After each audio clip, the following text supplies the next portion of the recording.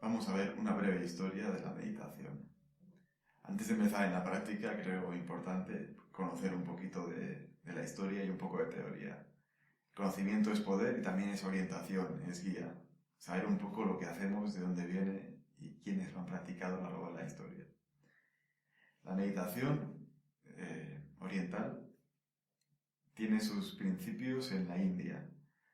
Hay algunos descubrimientos en algunas excavaciones que se han descubierto algunas vasijas o algunos grabados con gente haciendo posturas de yoga y de meditación, sobre todo, de hace 5.000 años. O sea, fijaos lo largo que va esto. Que se hayan descubierto. Eso no significa que anteriormente también se practicaran. Bien. En el siglo VI a.C., hace 2.500 años, nació Buda. Y Buda fue el meditador más famoso de la historia. Buda nació en la India y vivió en la India y aprendió de las técnicas que había en aquel momento en la India. Básicamente técnicas de yoga, un yoga arcaico y técnicas védicas. Aprendió de los brahmanes de la época. Y después Buda, su innovación fue la de crear su propio método de meditación, su propio sistema. Era la meditación vipassana, o conocida como atención plena. Después de muerto Buda, sus seguidores expandieron su método y degeneró o fue construyéndose el budismo, o la religión de Buda o el método filosófico de Buda, con la mayor insistencia en la meditación. La mayor práctica del budismo es la meditación. Y la meditación de Buda, la técnica de Buda, se expandió por toda Asia a lo largo de los siglos. Como he dicho, la meditación tiene su origen en la India y se llama dhyana.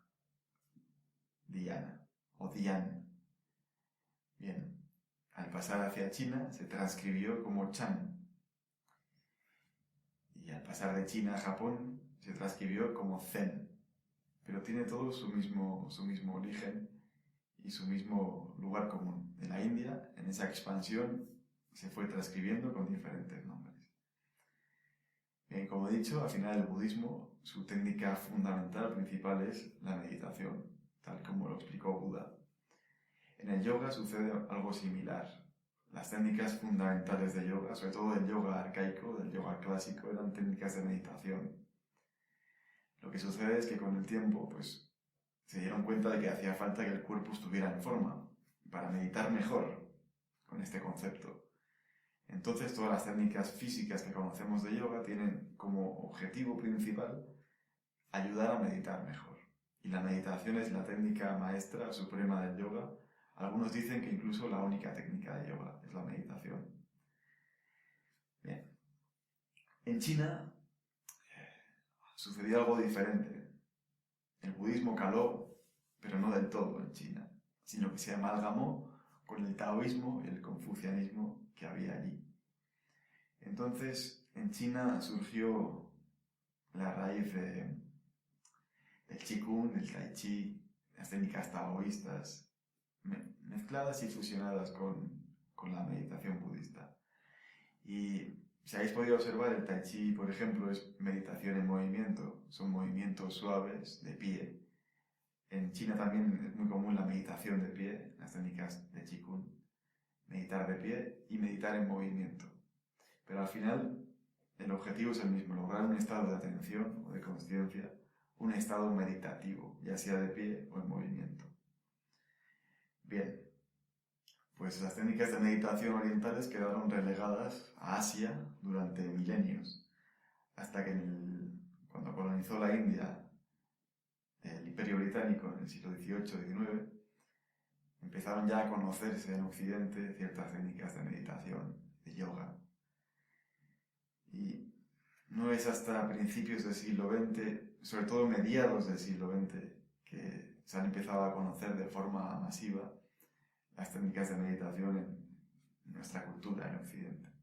Y hoy en día, en pleno siglo XXI, pues es raro, como he dicho en anteriores vídeos, que no se hable de la meditación y de sus beneficios, tanto en el ámbito científico como en el ámbito de clases privadas o de escuelas de meditación. ¿qué sucede? Que hasta el siglo XX no se meditaba en Occidente.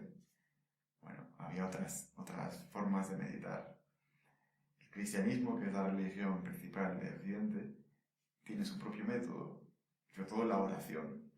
La oración es una forma de meditación, diferente, pero es una forma de meditación. Al final, logramos un estado similar mediante la concentración de la mente y de las emociones, lograr un estado elevado. En el cristianismo se le conoce como oración, meditación y contemplación, o oración contemplativa. Y lo que se conoce como oración contemplativa es quizá lo más similar a meditación oriental.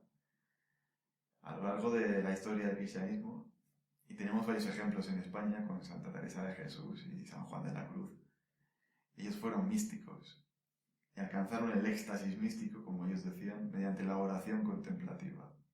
Y al final ese es el sinónimo o lo más similar a la meditación oriental en Occidente, la oración contemplativa, que a lo largo de numerosos métodos, santos, filósofos han obtenido.